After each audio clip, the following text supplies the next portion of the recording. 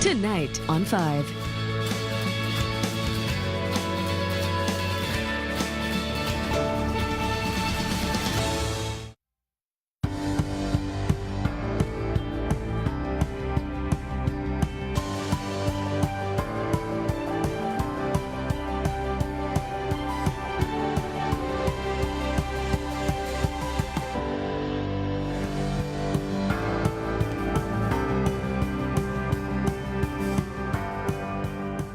Good morning, a warm welcome to Asia First on this Friday. It is April the 5th here in Singapore. I'm Adam Bakhtia. And I'm Julie Yu. Over the next 3 hours, we'll be bringing you the top news across Asia, including politics and policies, economy and markets, and the world events that impact this region. And I'm Avril Hong. I'll cover the business and economic developments that move Asia's financial markets. But first, the headlines this hour. The suspect in the Christchurch mosque shootings charged with 89 counts of murder and attempted murder as the judge orders Brenton Tarrant to be assessed whether he's mentally fit to stand trial. President Rodrigo Duterte tells China to lay off a Manila-held island in the South China Sea as the Philippines calls the presence of over 200 Chinese boats in the area illegal and a violation of its sovereignty.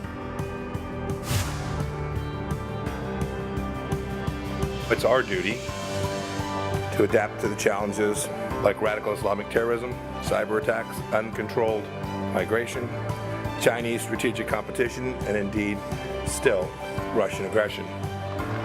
U.S. Secretary of State Mike Pompeo calls on NATO allies to unite against great power challenges from China, Russia, and others. The US and South Korea lock horns over super-fast wireless technology, racing to become the first to launch the coveted 5G commercial mobile services. Three of South Korea's biggest wireless providers make their 5G network commercially available today after a late-night launch in a bid to be the first.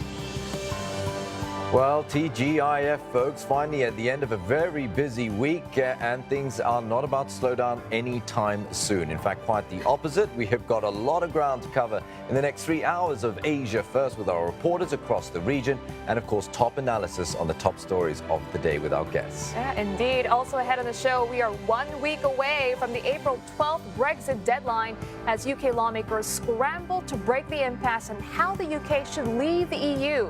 We speak to an expert on what's next. And it's a bird, it's a plane, no, it's an autonomous flying vehicle. And the Chinese firm behind it says this drone taxi will be the future of urban travel. But first, we begin in New Zealand, where the suspect in last month's Christchurch mosque shootings has been slapped with 89 charges of murder and attempted murder. Now, the 28-year-old Australian Brenton Tarrant has been remanded without a plea, and he appeared in a court via video link where he was read the charges. Now, the judge also ordered him to go for a psychiatric examination to determine if he is mentally fit to stand trial. 50 people died in the March 15th attack on 2 mosques in Christchurch. The incident has sparked concern about the rise of extremism by white supremacists, triggered gun law reforms in New Zealand, and prompted a debate on the role of social media as the attack was live streamed on Facebook. We'll have more on this story a little later on the show.